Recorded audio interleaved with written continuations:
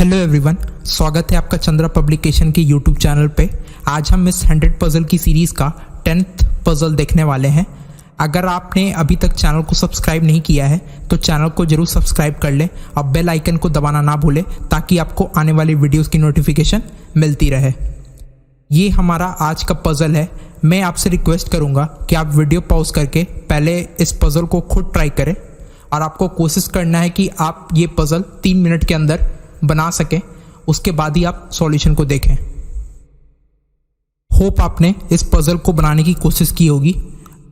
आइए अब इसके सॉल्यूशन को देखते हैं। कंडीशन क्या बोल रहा? 12 person are sitting in 2 parallel rows containing 6 people in each.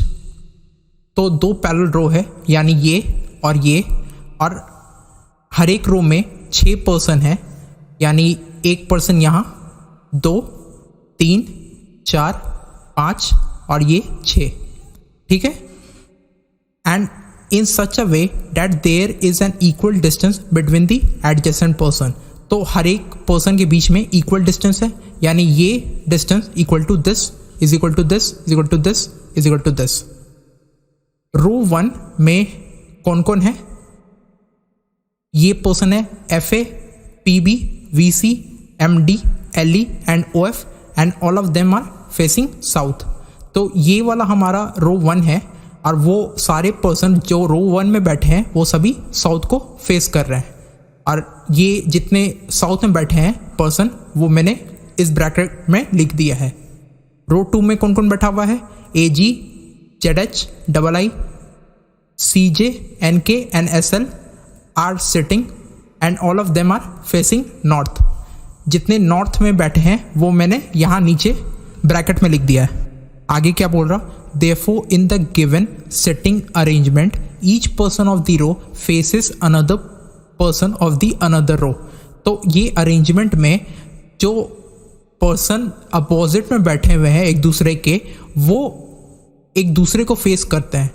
यानी जो साउथ में बैठा है वो नॉर्थ को फेस करेगा और जो नॉर्थ में बैठा है वो साउथ को फेस करेगा। हमें जब भी हम ये नॉर्थ साउथ के 2 पैरेलल रोज के क्वेश्चन को बनाते हैं, हमें डायरेक्शन को लेके बिल्कुल क्लियर होना चाहिए। यानी अगर पर्सन नॉर्थ फेस कर रहा है तो उसका राइट इस डायरेक्शन में हो जाता है और उसका लेफ्ट इस डायरेक्शन में हो जाता है।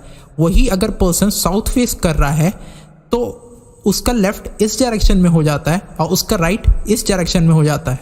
ये ठीक अपोजिट होता है जो पर्सन नॉर्थ फेस कर रहा है। ठीक है। साउथ वाले का जो डायरेक्शन हो जाता है वो नॉर्थ वाले के ठीक अपोजिट हो जाता है। आगे कंडीशन क्या बोल रहा? PB and AG does not sit at any extreme end of the line. तो जो मेरा AG है जो नॉर्थ फेस कर रहा है वो एंड में नहीं बैठता, तो मैंने AG के बगल में एंड लिख के क्रॉस कर दिया है। और सेम PB जो मेरा साउथ फेस कर रहा है वो एंड में नहीं बैठता, तो मैंने एंड लिख के क्रॉस कर दिया है। NK is not immediate neighbour of CJ। जो मेरा NK है वो CJ का इमीडिएट नेबर नहीं है, तो मैंने NK CJ लिख के क्रॉस कर दिया है। OF is not an immediate neighbour of MD। जो मेरा OF है वो MD का इमीडिएट नेबर नहीं है, तो मैंने OF MD लिख के क्रॉस कर दिया है। CJ faces OF। जो मेरा CJ है जो नॉर्थ को फेस कर रहा वो OF को फेस करता है। आगे क्या बोल रहा? OF does not sit at any extreme end of the line. तो जो मेरा OF है वो एंड पे नहीं बैठता, तो मैंने एंड लिख के क्रॉस कर दिया है। S sit third right of CJ। तो CJ के थर्ड राइट में SL है, तो हमें पता है कि जो मेरा CJ है वो नॉर्थ फेस कर रहा, तो जब पर्सन नॉर्थ फेस करता है तो उसका राइट इस डायरेक्शन में हो जाता है। तो थर्ड राइट यानी ये first right, second right, third right. Third right में CJ के SL हो जाएगा। MD seats third right of VC। तो जो मेरा VC है वो मेरा साउथ फेस कर रहा, तो जो साउथ फेस करता है तो राइट किस डायरेक्शन में हो जाएगा, इस डायरेक्शन में। तो VC मेरा है यहाँ पे और उसका राइट इस डायरेक्शन में है, तो थर्ड राइट में MD है, ये फर्स्ट राइट, सेकेंड राइट और थर्ड राइट में MD हो जाएगा। डबल आई फेसेस LE, तो जो मेरा डबल आई है जो नॉर्थ को फेस कर रहा वो LE को फेस करता है, तो मैंने डबल आई के सामने LE लिख दिया है। The one who is facing LE sits third right to the person of AG, तो जो LE हमें पता है कि LE साउथ फेस कर रहा, तो साउथ जो LE को फेस कर रहा, वन फेसिंग LE जो LE को फेस कर रहा, यानी LE जब साउथ में तो उसको कौन फेस करेगा, जो नॉर्थ फेस कर रहा वही पर्सन फेस करेगा। तो वो पर्सन जो LE को फेस कर रहा वो AG के थर्ड राइट में है, तो AG नॉर्थ फेस कर रहा, तो उसका थर्ड राइट किस डायरेक्शन में हो जाएगा, इस डायरेक्शन में हो जाएगा। तो AG का फर्स्ट राइट, सेकेंड राइट और ये थर्ड राइट, यहाँ पे ये पर्सन LE को फेस करेगा। मैंने पिछले क्लास में भी समझाया हुआ है कि हमारा पजल कितनी जल्दी बनता है वो इस बात पर डिपेंड करता है कि हम कौन सी कंडीशन को सबसे पहले लेते हैं।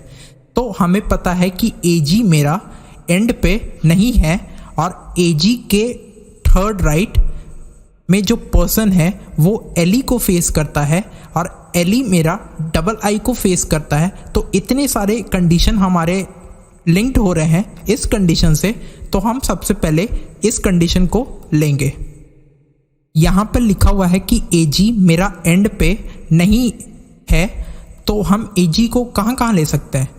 AG को हम एंड पे नहीं ले सकते, तो AG यहाँ पर आ सकता है, AG मेरा यहाँ पर आ सकता है, लेकिन AG को हम इस पोजीशन पर नहीं रख सकते क्योंकि AG के जो थर्ड राइट में पर्सन है वो LE को फेस कर रहा।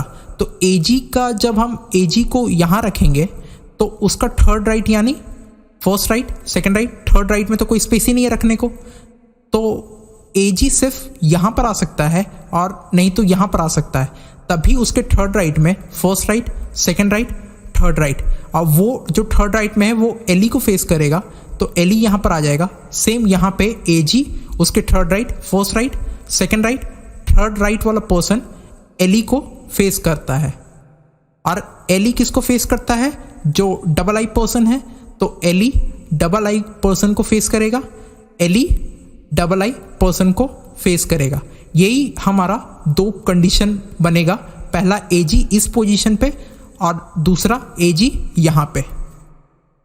यहाँ पे इस कंडीशन में लिखा हुआ है कि CJ मेरा OF को फेस करता है और मेरा OF एंड पे नहीं है। तो अगर OF एंड पे नहीं है इसका मतलब CJ भी एंड पे नहीं होगा, और CJ के थर्ड राइट में मेरा SL है और CJ मेरा नॉर्थ फेस कर रहा है। तो हम ये फर्स्ट कंडीशन में CJ को कहाँ पे रख सकते हैं, CJ एंड पर तो नहीं आएगा, इसका मतलब CJ यहाँ पर आ जाएगा। इसके थर्ड राइट यानी फर्स्ट, सेकेंड, थर्ड, यहाँ पे SL आ जाएगा और CJ मेरा OF को फेस करता है तो CJ OF को फेस करेगा। ये पहला कंडीशन में मेरा CJ यहाँ पर आएगा। CJ को हम और कहीं नहीं रख सकते थे क्योंकि उसके थर्ड राइट में SL के लिए भी हमें जगह चाहिए थी। अब हम सेकंड कंडीशन में CJ को रखने की कोशिश करते हैं। CJ मेरा कॉर्नर पर नहीं आ सकता, यानी CJ सिर्फ यहीं पर आ सकता। उसके थर्ड राइट में फर्स्ट, सेकेंड, थर्ड राइट में SL यहाँ पर आ जाएगा और CJ को OF फेस कर रहा है तो OF यहाँ पर आ जाएगा। CJ को भी सेकंड कंडीशन में सिर्फ यहीं पर रख सकते थे क्योंकि और कहीं रखने का हमारे पास स्पेस ही नहीं था। यहाँ पर लिखा हुआ है कि OF के बगल में MD मेरा नहीं आ सकता, क्रॉस किया हुआ है, तो MD फर्स्ट कंडीशन में कहाँ पर आ सकता है। यहाँ पे MD नहीं आ सकता, OF के बगल में हो जाएगा, यहाँ पर MD नहीं आ सकता। MD या तो इस कॉर्नर पे आ सकता है या तो इस कॉर्नर पे आ सकता है, लेकिन यहाँ पे क्या लिखा हुआ है कि VC के थर्ड राइट में मेरा MD है, तो VC के थर्ड राइट में होना है तो MD इस कॉलम पे तो नहीं आएगा क्योंकि फिर VC को हम कहाँ रखेंगे। तो MD के लिए फर्स्ट कंडीशन में सिर्फ यही जगह है और ये MD मेरा थर्ड राइट होना चाहिए VC के, यानी VC यहाँ पर आ जाएगा। First right, second right, third right MD हो जाएगा। अब सेकंड कंडीशन में MD को हम कहाँ रख सकते हैं? MD OF के बगल में नहीं है तो MD यहाँ नहीं हो सकता, MD यहाँ नहीं हो सकता, MD यहाँ हो सकता है, और ये VC के थर्ड राइट में जाना है। तो VC के लिए तो जगह ही नहीं है, क्योंकि हम VC को तो यहाँ तो रख ही नहीं सकते ना, इसीलिए ये MD VC के थर्ड राइट में नहीं आ सकेगा। तो मेरा ये सेकंड कंडीशन गलत हो गया है। अब यहाँ पे सिर्फ मेरा फर्स्ट कंडीशन सही है, तो NK के बगल में मेरा CJ नहीं आ सकता। तो NK हम फर्स्ट कंडीशन में कहाँ पर रख सकते हैं? यहाँ पर NK नहीं आएगा क्योंकि CJ के बगल में आ जाएगा, तो NK को सिर्फ हम यहाँ रख सकते हैं। और नॉर्थ में बैठाने को सिर्फ एक पर्सन कौन सा बच गया? वो है ZH, तो हम ZH को यहाँ पर रख देंगे। यहाँ पर क्या लिखा हुआ है कि PB मेरा एंड पे नहीं है, तो फर्स्ट कंडीशन में PB कहाँ पर आ जाएगा? PB एंड पे नहीं है, तो PB के लिए सिर्फ यही कंडीशन है। अब जितने पर्सन साउथ फेस कर रहे थे उसमें से कौन एक बच गया? वो है FA, तो सिर्फ FA यहाँ पे आ जाएगा।